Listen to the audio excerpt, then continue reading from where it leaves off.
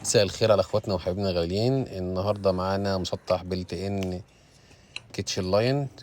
وطبعا كان في مشكله اللي احنا هنشوفها دلوقتي، اللي النار بتهبب وتولع من تحت وحرقت الاستانلس. شايفين النار كده عامله ازاي؟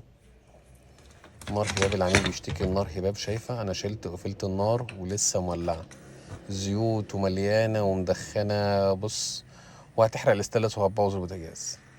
هتفاجئ دلوقتي لما نحل البوتاجاز وهتشوف ايه المشكله. شايف ده كله؟ شايف كمية معلش الزيوت والوساخة اللي بتنزل من المفتاح.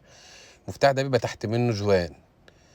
حاول تخلي بالك منه ما يقعش منك، او حاول لما انت بتشيله او في حاجة تركبه صح، عشان الحاجات دي كلها الاكل اللي بيقع ده كله بينزل تحت.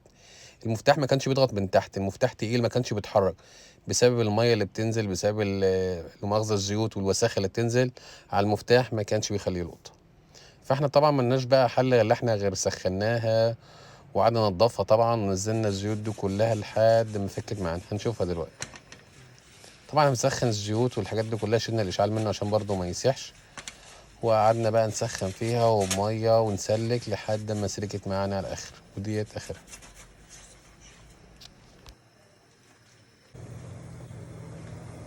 هو دي اشتغلت لحد ما، بس عايز تنظيفها برضو بقى، بس سهله بقى من بره يعني، مع الوقت مع السخونيه تبقى كويسه كمان. ده كده كويسه خالص. ما هي قابل اه ما كانش مفيد.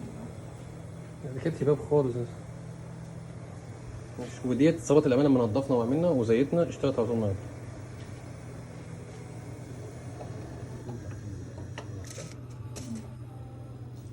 عشان ما توقعش بس الحاجات. كان في واحد سألني في التعليقات الفرن بيطفي مني بعد 10 دقايق كده. في مسمار عندك، ده مسمار الترموستات ده، لو عندك انت هتحوله او انت الفرن اشتغل غاز طبيعي، المفروض الفني او بتاع الشركه يجي المسمار ده انت بتلفه لفتين، بتفكه اتجاه الفك شمال وتلف لفتين. احنا كانت في مشكله في الفرن برضه، فقلت ايه اوريها لك. الفرن ده كانت مشكلته ما بيجيبش شوايه، بيجيب فرن بس ما كانش بيجيب شوايه. وكانت في مشكله صغيره طبعا ما كبرناهاش، احنا فكينا المفتاح وعالجنا طبعا التروس دي، كانت معاكسه شويه وعملناها واشتغل تاني، ما غيرناش بقى مفتاح وكبرنا الدنيا. هو كده ايه، بس ايه قلت نبذه سريعه برضه اجيبها لك. لو انت برضه هتشغله على غاز طبيعي لازم تفك الايه مسمار، وبرغم ذلك لازم تكون النار برضه زرقاء وصغيره، يعني تكون نار زرقاء برضه مش كبيره قوي. في نفس الوقت لازم الفني يعمل لك المسمار